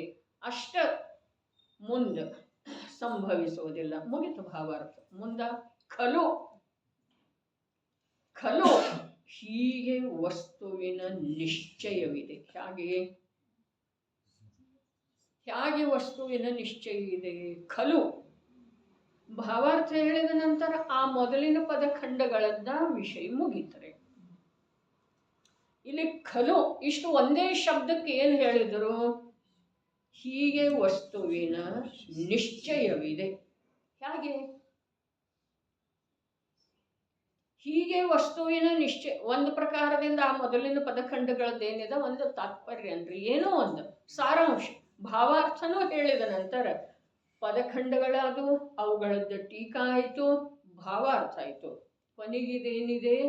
ಒಂದು ರೀತಿಯಿಂದ ನಿಷ್ಕರ್ಷ ಅಂದ್ರೆ ಖಲು ಹೀಗೆ ವಸ್ತುವಿನ ನಿಶ್ಚಯವಿದೆ. ಹೀಗಂದ್ರೆ ಹೇಗೆ? ಮಿಥ್ಯಾದೃಷ್ಟಿಗೆ ಜೀವದ ಸ್ವರೂಪ ತಿಳುವಳಿಕೆ ಸಂಭವ ಇಲ್ಲ. ಇದು ನಿಶ್ಚಯ ಇದೆಯೋ?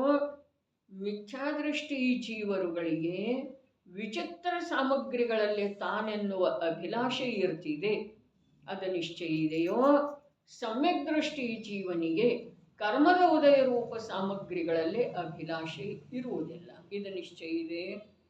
ಇದು ಮೂರು ಒಂದೇ ಇದೆ ರೀ. ಇದು ನಿಶ್ಚಯ ಇದೆ. ಏನ ಸಮ್ಯಕ್ ದೃಷ್ಟಿ ಅಭಿಲಾಷೆ ಮಾಡೋದಿಲ್ಲ ಅನ್ನೋದು ನಿಶ್ಚಯ ಇದೆ. ಮಿಥ್ಯಾದೃಷ್ಟಿ ಜೀವನಿಗೆ ಬಾಹ್ಯ ಸಾಮಗ್ರಿಗಳಲ್ಲಿ ಅಭಿಲಾಷೆ ಇರ್ತಿದೆ ಅನ್ನೋದು ನಿಶ್ಚಯ ಇದೆ. ಮಿಥ್ಯಾದೃಷ್ಟಿಗೆ ಜೀವದ ಸ್ವರೂಪದ ತಿಳುವಳಿಕೆ ಸಂಭವನ ಇಲ್ಲ, ಇದು ನಿಶ್ಚಯ ಇದೆ. ಹಾಗಾದ್ರೆ ಮಿಥ್ಯಾದೃಷ್ಟಿ ಜೀವ ಸಮ್ಯಕ್ ದೃಷ್ಟಿ ಯಾವಾಗ ಆಗವ? ಅವನಿಗೆ ಸಂಭವ ಇಲ್ಲ ಅಂತಾರಲ್ಲ, ಯಾವಾಗ ಸಂಭವ ಆರಂಭ ಆಗ್ತಿದೆ, ವೇದತ್ವದಂತಾರಲ್ಲ ಗ್ರಹಣ, ಯಾವಾಗ ಸಂಭವ ಆಗುತ್ತಿದೆ ಆಗ ಅವ ಮಿಥ್ಯಾದೃಷ್ಟಿ ಇರುವುದಿಲ್ಲ. ಅವನಿಗೆ ಇನ್ನೊಂದು ವಿಶೇಷಣ ಬರ್ತಿದೆ ರೀ. ಏನ? ಸಮ್ಯಕ್ತ್ವ ಸನ್ಮುಖ ಮಿಥ್ಯಾದೃಷ್ಟಿ. ಅದನ್ನ ಈ ಕಾಲದ ಪಂಡಿತರು ಹೇಳಿಬಿಟ್ಟಿದ್ದಾರೆ. ಸಮ್ಯಕ್ತ್ವ ಸನ್ಮುಖ ಮಿಥ್ಯಾದೃಷ್ಟಿ. ಅವ ವ್ಯವಹಾರದ ಆಭಾಷೆನೂ ಇಲ್ಲ, ನಿಶ್ಚಯದ ಆಭಾಷೆನೂ ಇಲ್ಲ, ಉಭಯದ ಆಭಾಷೆನೂ ಇಲ್ಲ, ಆದರೆ ಸಮ್ಯಕ್ ದೃಷ್ಟಿನೂ ಇಲ್ಲಪ್ಪ. ವೇದಕ ಸಮ್ಯಕ್ತ್ವ ಮುಂದಿಂದ್ರೆ ಕ್ಷಯೋಕ್ಷಮ ಸಮ್ಯಕ್ತ್ವದ ಹೆಸರಿದೆ ಅಲ್ಲ, ಉಪಶಮದ ನಂತರದಿದೆ ಅಲ್ಲ. ಸಮ್ಯಕ್ತ್ವ ಸನ್ಮುಖ ಮಿಥ್ಯಾದೃಷ್ಟಿ. ಸಮ್ಯಕ್ ದರ್ಶನದ ಪ್ರಾಪ್ತಿಯಾಗಿಲ್ಲ, ಮಿಥ್ಯಾದರ್ಶನದ ಹಿಡಿತದಿಂದ ಅವನು ಹೊರಗೆ ಬರ್ತಾ ಇದ್ದಾನೆ. ಬಂದಿದ್ದಾನೆ ಅಂದ್ರಲೆ ಬಂದಿದ್ದಾನೆ. ಅದಕ್ಕೆ ನ್ಯಾಯಶಾಸ್ತ್ರದೊಳಗ ಬಹಳಷ್ಟು ಉದಾಹರಣೆಗಳನ್ನು ಕೊಡ್ತಾರೆ. ಪಕ್ಕದ ಮನೆ ಹೆಣ್ಮಗಳು ಬಂದು ಕೇಳ್ತಾಳೆ, ಏನು ಮಾಡ್ತಾ ಇದ್ದೀರಿ? ಇನ್ನ ಈಗ ಅಕ್ಕಿ ಸೇರ್ತಾ ಇರ್ತಾಳ್ರಿ. ಏನು ಹೇಳ್ತಾಳೆ? ಅನ್ನ ಮಾಡ್ತಾ ಇದ್ದೇನೆ, ಅನ್ನ ಮಾಡ್ತಾ ಇದ್ದೇನೆ, ಅಡಿಗೆ ಮಾಡ್ತೇನಂತ ಹೇಳಿ ಹೇಳ್ತಾಳೆ. ಏನು ಅಡಿಗೆ ಮಾಡ್ತಾ ಇದ್ದಾಳು? ಇನ್ನೂ ಅಕ್ಕಿ ಅದಾವಳು. ದೃಷ್ಟಾಂತ ಕಾನನಕ್ಕೆ ಕಟ್ಟಿಗೆ ಕಡಿಲಿಕ್ಕೆ ಹೊರಟಿದ್ದಾನೆ, ಸೌದೆ ತರಲಿಕ್ಕೆ ಕೊಡ್ಲಿ ತಗೊಂಡ. ಏನು ಮಾಡ್ತೆ? ಅಡಿಗೆ ಮಾಡೋದೈತಿ ಅಂತ ಹೇಳಿ. ಯಾಕೆ ಅಂತಂದ್ರೆ ಅದ ಕಾರ್ಯದ ಆ ಮುಂಚಿನ ಕಾರಣದೊಳಗೆ ಆರೋಪ ಮಾಡಿ, ಮುಂಚಿನ ಕಾರಣದೊಳಗೆ ಅಡಿಗೆ ಮಾಡುವ ಸಲುವಾಗಿನ ಸೌದೆ ಉಪಯೋಗಿದೆ. ಇಲ್ಲಿ ಮಹಿಳೆ ಅಕ್ಕಿಯನ್ನು ಸ್ವಚ್ಛ ಮಾಡ್ತಾ ಇದ್ದಾಳು, ಅದ ಅನ್ನ ಮಾಡುವ ಸಲುವಾಗಿನ ಅಂಥೇಳಿ ಅನ್ನ ಮಾಡ್ತಿದ್ದೇನೆ ಅಂಥೇಳಿ ಹೇಳ್ತಾ ಇದ್ದಾಳೆ. ಅಕ್ಕಿ ತೊಳಿತಾ ಇರೋ ವೇಳೆದೊಳಗೆ ಹೇಳ್ತಾಳೇನೆಲ್ಲ, ಅನ್ನ ಮಾಡ್ತಾ ಇದ್ದೆ, ಅಡಿಗೆ ಮಾಡ್ತಾ ಇದ್ದೆ. ಅರೆ ಅದೇ ಪ್ರಕಾರ ಇಲ್ಲಿ ವ್ಯವಹಾರದ ಆಭಾಸನೂ ಹೊರಟು ಹೋಗಿದೆ, ನಿಶ್ಚಯದ ಆಭಾಸನೂ ಹೊರಟು ಹೋಗಿದೆ, ಉಭಯ ಆಭಾಸದಿಂದ ಹೊರಗೆ ಬಂದಿದ್ದಾನೆ. ಉಭಯಾಭಾಸ ಅನ್ನೋದೊಂದು ಬೇರೆ ಇಲ್ಲ, ಎರಡೂ ಆಭಾಸದಿಂದ ಹೊರಗೆ ಬಂದಿದ್ದಾನೆ. ಆವಾಗ ಅವ ಏನಾದ? ಸಮ್ಯಕ್ತ್ವ ಸನ್ಮುಖ ಮಿಥ್ಯಾದೃಷ್ಟಿ ಆದ. ಅವ ಸಮ್ಯಕ್ ದೃಷ್ಟಿ ಇದ್ದಾನೇನ? ಇಲ್ಲ. ಮಿಥ್ಯಾದೃಷ್ಟಿ ಇದ್ದಾನೇನ? ಇಲ್ಲ. ಮಿಥ್ಯಾತ್ವದೊಳಗೆ ಅವ ಮುಳುಗಿಲ್ಲ, ಆದ್ರೂ ಇನ್ನೂ ಸಮ್ಯಕ್ತ್ವ ಆಗಿಲ್ಲ. ಮಿಥ್ಯಾತ್ವವನ್ನು ಬಿಟ್ಟು ಕೊಟ್ಟಿದಂದ್ರೆ, ಅರೆ ಮಿಥ್ಯಾತ್ವವನ್ನು ಬಿಟ್ಟು ಕೊಟ್ಟ ನಂತರ ಎಷ್ಟೋ ಕಾಲ ಹೋಗ್ತಿದೆ ಸಮ್ಯಕ್ತ್ವ ಆಗ್ಲಿಕ್ಕೆ. ಹೋಗ್ತಿದ್ದೇನೆ. ವಸ್ತು ಸ್ವರೂಪದ ಕಥನ ಶಾದ್ವಾದ ರೂಪ ಇದ್ದ ಕಾರಣ ಯಾವ ಕಥನ ಕೇಳಿದ್ರೂ ಅದರೊಳಗೆ ಪ್ರಶಸ್ತವಾದಂಥ ಪ್ರಯೋಜನಭೂತವಾದಂಥ ಅರ್ಥವನ್ನು ಗ್ರಹಣ ಮಾಡಿದ್ರ ಜಿನವಾಣಿಯ ಶ್ರವಣ ಮತ್ತು ಅಧ್ಯಯನದೊಳಗ ಆನಂದ ಆನಂದ ಆನಂದ ಇದೆ. ಒಂದೇ ಬೇಕು, ಏನ? ಪ್ರಶಸ್ತ ಅರ್ಥವನ್ನು ಗ್ರಹಣ ಮಾಡುವಂಥ ಕಲೆ ಬೇಕು, ದೃಷ್ಟಿ ಬೇಕ್ರೆ. ನಡೆರಿ ಕಲು ಏನ? ಹೀಗೆ ವಸ್ತುವಿನ ನಿಶ್ಚಯವಿದೆ. ಮಿಥ್ಯಾದೃಷ್ಟಿಯು ಯಾವ ಕರ್ತೃವಿದ್ದಾನೆಂದು ಹೇಳಲಾಗಿದೆ, ಅಲ್ಲಿ ಮಾಡುವುದು ಎಂದರೆ ಏನು? ಕರ್ತೃ ಅಂಥೇಳಿ ಹೇಳಿದ್ರಲ್ಲ, ಸಮ್ಯಕ್ ದೃಷ್ಟಿ ಜ್ಞಾತ ಇದ್ದಾನೆ ಮತ್ತು ಮಿಥ್ಯಾ ದೃಷ್ಟಿ ಕರ್ತ ಇದ್ದಾನೆ. ಹಾಗಾದ್ರೆ ಕರ್ತ ಅಂದ್ರೆ ಏನು ಮಾಡ್ತಾನವ? ಏನು ಮಾಡುವ ಮಾತು ಹೇಳಿದಾರೋ ಅವ ಏನು ಮಾಡ್ತಾನೆ? ಮಿಥ್ಯಾ ದೃಷ್ಟಿಯು ಯಾವ ಕರ್ತೃವಿದ್ದಾನೆಂದು ಹೇಳಲಾಗಿದೆ ಅಲ್ಲಿ ಮಾಡುವುದು ಎಂದರೆ ಏನು? ಪ್ರಶ್ನೆ ಎಂಥದ್ದು ಇದೆ? ಟೀಕಾಕಾರರ ಯೋಗ್ಯತಾ ಏನಿದೆ? ಇದು ಪ್ರಶ್ನೆ ಯಾರ್ದ? ಟೀಕಾಕಾರದನರಿ. ಯಾವುದರ ಸಲುವಾಗಿ? ಆಚಾರ್ಯ ಭಗವಂತರ ಶಬ್ದದ ಯಾವ ಟೀಕೆ ಬರೀತಾ ಇದ್ದಾರೋ, ಸ್ಪಷ್ಟೀಕರಣ ನೀಡ್ತಾ ಇದ್ದಾರೋ, ಆ ಸ್ಪಷ್ಟೀಕರಣಕ್ಕೆ ಅದಕ್ಕೆ ಹೇಳ್ತು ಜೈನ ದರ್ಶನದೊಳಗೆ ಹೀಗಿರ್ತಿದೆ. ಮೊದಲು ಉತ್ತರ, ಆಮೇಲೆ ಪ್ರಶ್ನೆ. ಮೊದಲು ಉತ್ತರ. ಭಗವಾನ್ ಕುಂದು ದೇವರೆಲ್ಲ ಉತ್ತರ ಹೇಳ್ತಾ ಹೋದ್ರು. ಅಮೃತ ಚಂದ್ರಾಚಾರ್ಯರ ಈ ಉತ್ತರಕ್ಕೆ ಯಾವ ಪ್ರಶ್ನೆ ಇದೆ ಅನ್ನೋದು ಪ್ರಶ್ನೆ ಹೇಳ್ತಾ ಹೋದ್ರು. ಇಲ್ಲಿ ಅಮೃತ ಚಂದ್ರಾಚಾರ್ಯ ದೇವ ಉತ್ತರ ಹೇಳ್ತಾ ಹೋಗಿದ್ದಾರೆ, ರಾಜಮಲ್ಜಿ ಅವರ ಪ್ರಶ್ನೆ ನಿರ್ಮಾಣ ಮಾಡ್ತಾ. ಟೋಡರ್ ಮಲ್ಲರ ಏನು ಮಾಡಿದರೆ ಮೋಕ್ಷ ಮಾರ್ಗ ಪ್ರಕಾಶಕದೊಳಗ ಪ್ರಶ್ನೋತ್ತರದ ವಿಧಾನವನ್ನು ಯಾಕ ಅಂತಂದ್ರೆ ಆಗಮದಲ್ಲೆಲ್ಲ ಉತ್ತರ ಅದಾವು, ಆದ್ರೆ ಕಲ್ಯಾಣಾರ್ಥಿ ಜೀವದ ಆಂತರ್ಯದೊಳಗೆ ಪ್ರಶ್ನೆ ಯಾವಾಗ ಉದ್ಭವ ಆಗ್ತಾವಲ್ಲ ಆವಾಗ ಅವನ ಕಾರ್ಯ ಆಗ್ತದೆ. ಅದಕ್ಕೆ ಅಪ್ಪಾಜಿ ಹೇಳ್ತಿದ್ರು, ಇದು ಹೀಗೆ ಯಾಕೆ ಹೇಳಿದಾರೋ, ಇದರ ವಿರುದ್ಧವಾಗಿ ಯಾಕೆ ಹೇಳಲಿಲ್ಲ, ಹೀಗೆ ಯಾವ ಅಧ್ಯಯನ ಮಾಡ್ತಾನೋ ಅವನಿಗೆ ವಿಷಯ. ಇದನ್ನು ಹೀಗೆ ಯಾಕೆ ಹೇಳಲಿಲ್ಲ, ವಿರುದ್ಧವಾಗಿ ಅಲ್ಲಿ ಏನು ಹೇಳಿದಾರಲ್ಲ ಅದರ ವಿರುದ್ಧ ಅಧ್ಯಯನದ ರೀತಿ ಇದೆ. ಟೋಡರ್ಮಲ್ಲರು ಪ್ರಶ್ನೋತ್ತರದ ಶೈಲಿಯನ್ನು ಯಾಕೆ ತಮ್ಮದಾಗಿಸಿಕೊಂಡಿದ್ದಾರೆ ಅಂತಂದ್ರೆ, ಇವನಲ್ಲಿ ಮೊದಲು ಪ್ರಶ್ನೆ ಬರಬೇಕು. ಆತ್ಮಾನುಶಾಸನದ ದೃಷ್ಟಾಂತ ಅಲ್ಲಿ ಕೊಟ್ಟಿದ್ದಾರೆ. ಶ್ರೋತೃವಿನ ಲಕ್ಷಣ ಹೇಳುವಿಳೆದೊಳಗೆ ಮೋಕ್ಷ ಮಾರ್ಗ ಪ್ರಕಾಶಕದೊಳಗೆ ಏನು ಹೇಳಿದಾರಪ್ಪ ನ್ಯಾಯಕ? ಶ್ರೋತೃವಿನ ಲಕ್ಷಣ ಹೇಳುವಿಳೆದೊಳಗ ಗುಣಭದ್ರಾಚಾರ್ಯರನ್ನ ಮುಖ್ಯ ಮಾಡ್ಕೊಂಡು ಅವ್ರದ ಶ್ಲೋಕ ತಗೊಂಡು ಶ್ರೋತೃವಿನ ಸ್ವರೂಪ ಹೇಳಿದ್ದಾರೆ. ಶ್ರೋತೃ ಯಾರ? ನಾನು ಯಾರ ಅನ್ನೋ ಪ್ರಶ್ನೆ ಅವನಲ್ಲಿ ಬಂದಿದೆಯಲ್ಲ ಅವ ಶ್ರೋತೃ. ಅರೆ ನಾನ್ಯಾರ ಅನ್ನೋದು ಮರ್ತು ಹೋಗುವಷ್ಟು ಮೂರ್ಖದೇನಿಲ್ಲ. ನಾನ್ಯಾರ ಅಂದ್ಕೊಳ್ಳಿ ನಾ ಬಂತ ಅಂಥೇಳಿ ಎಲ್ಲರೇ ಹೊರಗೆ ಆಪ್ಕ ಪರಿಚಯ ಅಂಥೇಳಿ ಕೇಳ್ತಾರೆ ಸಭ್ಯತೆಯಿಂದ. ಅದಕ್ಕೆ ನೀವು ನಿಮ್ಮ ಪರಿಚಯ ಯಾವ್ಯಾವ ರೀತಿಯಿಂದ ಹೇಳ್ತೀರಿ ನಿಮಗೆ ಗೊತ್ತು. ಆಪ್ಕ ಶುಭ ನಾಮ್ ಅಂತ ಕೇಳ್ತಾರೆ. ಹಾಗಾದ್ರೆ ಇಲ್ಲಿ ಹೇಳ್ತಾ ಇದ್ದಾರೆ ಜೈನ ದರ್ಶನದೊಳಗೆ ಜಿನವಾಣಿಯನ್ನ ಕೇಳಲಿಕ್ಕೆ ಯೋಗ್ಯತೆ ಯಾರಲ್ಲೇ ಇದೆ ಅಂತಂದ್ರೆ ನಾನ್ಯಾರ, ನನ್ನ ಹಿತ ಯಾವುದರೊಳಗಿದೆ, ಇದು ಎರಡನೇ. ಹಾಗಾದ್ರೆ ಜಿನಾಗಮದೊಳಗೆ ಉತ್ತರ ಇದೆ ರೀ ಮೊದಲಿನಿಂದನು, ನಾನು ಯಾರ ಅನ್ನೋದ್ರದ.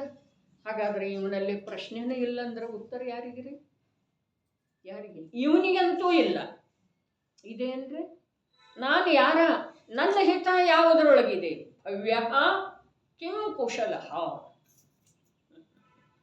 ಅವು ಭವ್ಯ ಇರಬೇಕು ಅಂದ್ರೆ ಅವನಲ್ಲಿ ಈ ಪ್ರಶ್ನೆ ಬರ್ತಾವಳು. ನಮ್ಮ ಪ್ರಶ್ನೆ ಎಂಥವದವ್ರಿ? ಎಂಥವದವ? ನಿರರ್ಥಕ, ನಿಷ್ಪ್ರಯೋಜಕ. ಎದುರಿಗಿನ ವ್ಯಕ್ತಿಯ ಉಪಯೋಗದ ಏಕಾಗ್ರತೆಯನ್ನು ಕುಂಠಿತಗೊಳಿಸುವಂಥವ, ನಮಗೆ ಯಾವುದೇ ಪ್ರಕಾರದ ಪ್ರಯೋಜನ ಆಗದೇ ಇರುವಂಥ ಈ ಪ್ರಶ್ನೆ. ಹಾಗಾದರೆ ಇಲ್ಲಿ ಪ್ರಶ್ನೆ ಉತ್ಪನ್ನ ಆಗಿದೆ.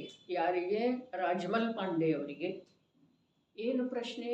ಮಿಥ್ಯಾದೃಷ್ಟಿ ಜೀವನನ್ನ ಕರ್ತ ಅಂಥೇಳಿ ಹೇಳಿದಾರಲ್ಲ, ಕರ್ತ ಅಂದ್ರೆ ಏನು ಮಾಡ್ತಾನವ?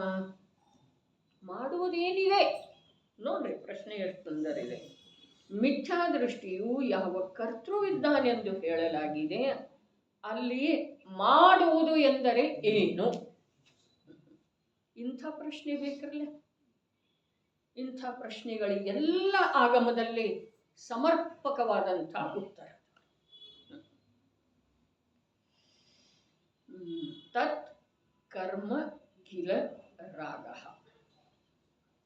ಸತ್ಕರ್ಮ ಕರ್ಮಗಳ ಉದಯ ಸಾಮಗ್ರಿಯನ್ನು ಮಾಡುವುದು. ಅದು ಕಿಲ ವಾಸ್ತವದಲ್ಲಿ ರಾಗ. ಕರ್ಮ ಸಾಮಗ್ರಿಗಳಲ್ಲಿ ಅಭಿಲಾಷೆಯ ರೂಪದ ಸ್ನಿಗ್ಧ ಪರಿಣಾಮವಿದೆ. ಕರ್ತೃ ಅಂದ್ರೆ ಏನು ಮಾಡ್ತಾನವ? ಅಭಿಲಾಷೆ, ಸ್ನಿಗ್ಧತೆ, ಸ್ನೇಹ, ಜಿಗಟು, ಅಂಟಿಕೊಳ್ಳೋದು.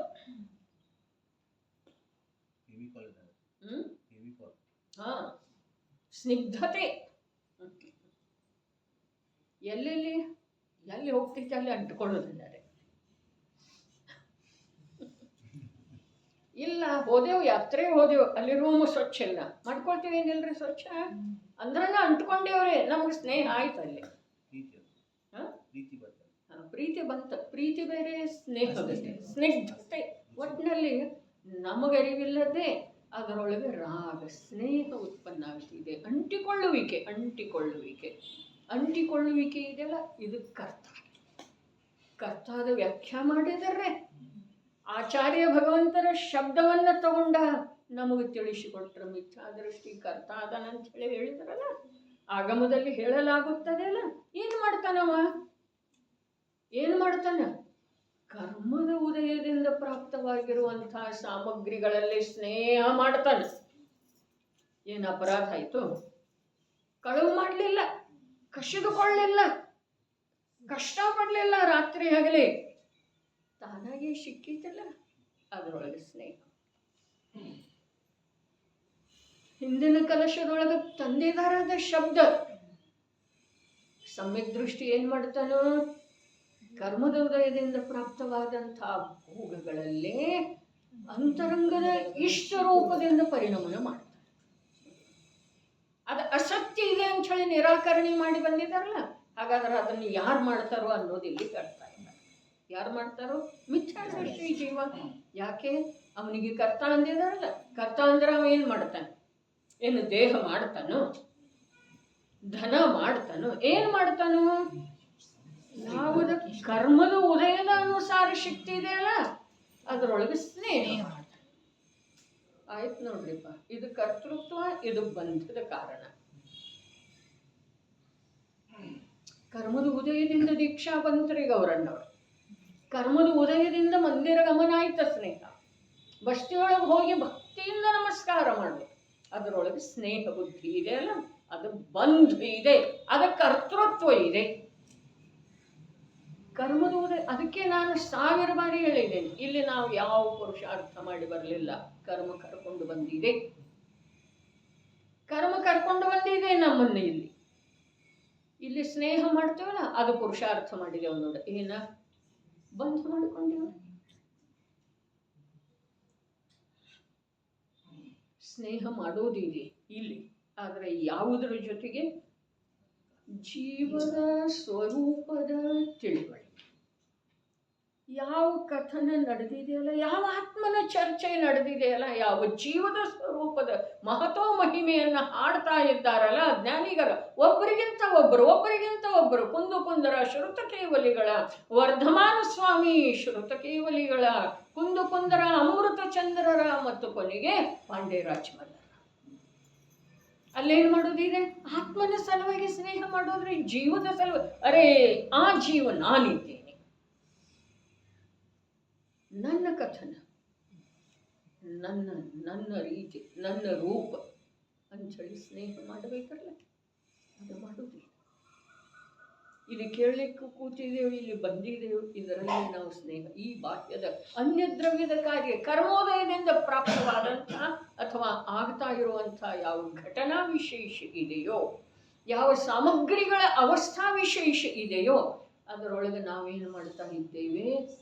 ನಾವು ಮಾಡ್ತಾ ಇದ್ದೇವೆ ನಿಲ್ಲ ಗೊತ್ತಿಲ್ಲ, ಮಿಥ್ಯಾದೃಷ್ಟಿ ಮಾಡ್ತಾನಂತ ಹೇಳ್ತಾ ಇದ್ದಾರೆ. ಏನು ಮಾಡ್ತಾನೋ? ಸ್ನೇಹ. ಎಷ್ಟು ಸುಲಭರಿ, ಯಾವ ಕಷ್ಟ ಇಲ್ಲ. ಬಂಧದ ಸಲುವಾಗಿ ಯಾವ ಕಷ್ಟನೂ ಇಲ್ಲ ನೋಡ್ರಿ. ಕರ್ಮದ ಅಂಥೇಳಿನ ಸರ್ವಸಂಗ ಪರಿತ್ಯಾಗಿ ಆದ ನಂತರ ಕೂಡ ಜೀವನಿಗೆ ಅಖಂಡ ಜ್ಞಾನಾವರಣಾದಿ ಅಘಾತೀ ಕರ್ಮಗಳದ್ದ ಬಂಧ ಆದದ್ದು ಇದೆ.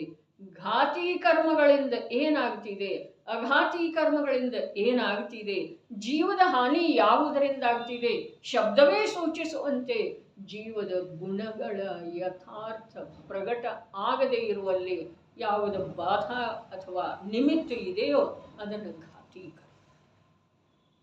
ಅಘಾತಿ ಅದು ಆತ್ಮನಿಗೆ ಏನೂ ಮಾಡುವುದಿಲ್ಲ. ಅನುಜೀವಿ ಗುಣ ಮತ್ತು ಪ್ರತಿಜೀವಿ ಗುಣ ಅಂದ್ರಲ್ಲ, ಅನುಜೀವಿ ಗುಣಗಳ ಘಾತದಲ್ಲಿ ಯಾವುದು ನಿಮಿತ್ತಿದೆ ಅದನ್ನು ಘಾತಿ ಕರ್ಮ. ಸಾಮಾನ್ಯಪಣೆ ತ್ಯಾಗ ಭಾವ ಬರ್ತೈತಲ್ಲ, ಅದು ಘಾತಿ ಕರ್ಮದ ಉಪಶಮ ಇರುವುದಿಲ್ರಿ ಅಣ್ಣ. ಇರ್ತಿದೆ ಯಾವಾಗ ಅದರಲ್ಲಿ ಸ್ನೇಹ ಇಲ್ದಿದ್ರೆ. ಅದರಲ್ಲಿ ಸ್ನೇಹ ಇದ್ದರೆ ಇವನಿಗೆ ನಾನೆನ್ನುವ ಅಭಿಲಾಷೆ ಇದೆ. ಅಬುದ್ಧಿಪೂರ್ವಕ ಸ್ನೇಹ ಇದ್ದಾಗ ಅದು ಹಂಗಾಗೋದು ಇಲ್ಲ. ಅಬುದ್ಧಿಪೂರ್ವಕ ಶಬ್ದ ಏನಿದಿರಲ್ಲ, ಇದು ಆಗಮದ ನಮಗೆ ಉಪಯೋಗ ಮಾಡಿಕೊಳ್ಳುವ ಸಲುವಾಗಿಲ್ಲ. ಅಂದ್ರೆ ಕಥನದೊಳಗೆ ಕೂಡ ಅಬುದ್ಧಿಪೂರ್ವಕ ಅರ್ಥಾತ್ ಬುದ್ಧಿ ಸ್ವಭಾವದೊಳಗೆ ಸ್ಥಿರ ಇದ್ದರೆ ಇದನ್ನು ಅಬುದ್ಧಿಪೂರ್ವಕ. ನಿಮ್ಮ ಪ್ರಗಟ ಉಪಯೋಗ ಸ್ವಭಾವದೊಳಗೆ ಸ್ಥಿರ ಇದ್ದರೆ ಇದನ್ನು ಅಬುದ್ಧಿಪೂರ್ವಕ ಅಂತಾರೆ. ಯೋಗಸಾರ ಪ್ರಭೃತದೊಳಗೆ ಬುದ್ಧಿಪೂರ್ವಕ ಅಬುದ್ಧಿಪೂರ್ವಕದ ಬಹಳ ಸುಂದರ ವಿವೇಚನೆ ಇದೆ. ಚೂಲಿಕಾ ಅಧಿಕಾರದೊಳಗೆ ಇರಬಹುದು ಅಥವಾ ಸಮ್ಯಕ್ ಚಾರಿತ್ರ ಅಧಿಕಾರದೊಳಗೆ ನೋಡು. ಬುದ್ಧಿ ಸ್ವಭಾವದೊಳಗೆ ಸ್ಥಿರ ಇದ್ಮೇಲೆ ಇದನ್ನು ಅಬುದ್ಧಿಪೂರ್ವಕ.